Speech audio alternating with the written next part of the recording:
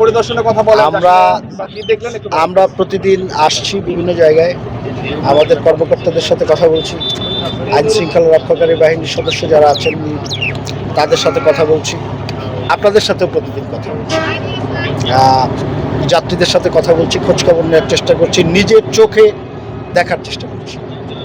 আপনার চোখে না, কোনো কর্মকর্তাদের চোখে না, আমরা নিজের চোখে কোথায় কতটুকু ব্যবস্থাপনা সঠিক আছে সেই জিনিসটি দেখার চেষ্টা করছি। এখন পর্যন্ত আল্লাহ রাব্বুল আলামিনের রহমতে আমি কোথাও কোনো অব্যবস্থাপনার বিষয়টি আমার চোখে পড়েনি। আমাদের যতখানি সামর্থ্য আছে সবটুকু সামর্থ্য কাজে লাগিয়ে আমরা ঈদ যাত্রাকে নির্বিঘ্ন, আনন্দঘন এবং উৎসবমুখ করার জন্য চেষ্টা করছি এবং এখন পর্যন্ত আমরা বলতে পারি যে আমরা সফল হয়েছি। অনেকগুলি নৌপথ আছে, শুধু পাটুরিয়া না, ঢাকার লঞ্চঘাটও আছে ঢাকাতেও, মানে অন্যান্য ঘাটগুলি সবগুলি নৌপথের কি অবস্থা? ঢাকার লঞ্চঘাট যেটি সদরঘাট, সেটির অবস্থা আমার কাছে না শুনে আপনারা যদি যাত্রীদের কাছে শুনবেন, সবাই খুব সন্তুষ্ট। সেই লঞ্চঘাটটিতে অতীতে যে ধরনের দুর্ভোগ ছিল, যাত্রী হয়রানি ছিল, অতিরিক্ত ভাড়ার কথা শুনেছি,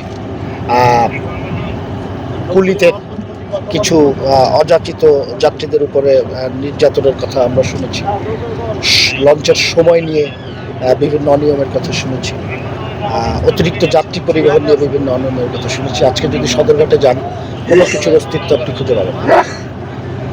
আপনাদের সহকর্মীরা নিশ্চয়ই ওইখানে আছেন, আমরা প্রতিদিন গিয়েছি, আজকেও যাব সদরঘাটে, এবং আমরা সেটার পাশাপাশি আরও দুটি ঘাট চালু করেছি ঢাকা শহরের দুই পাশে, বছিলা এবং কাঞ্চনে।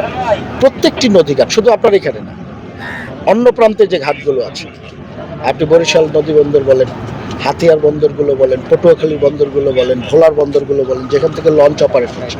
কারণ আমাদের মাথায় রাখতে হবে, এখান থেকে তো আপনারা এখন সবাই যাত্রী, ফিরবে তো ওই জায়গা থেকে।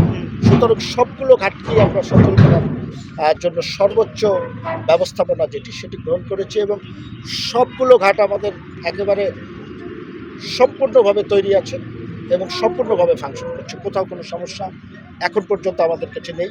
যদি ছোটোখাটো কোনো সমস্যা কখনো তৈরি হয়, আমাদের যারা আপনার মন্ত্রণালয়ের বিভিন্ন কর্মকর্তারা আছেন, অধিদপ্তরের কর্মকর্তারা আছেন, আইন শৃঙ্খলা বাহিনী আছেন, সবাই প্রস্তুত আছেন সাথে সাথে সেটিকে সঠিকভাবে তৈরি করে আবার তৈরি করার জন্য।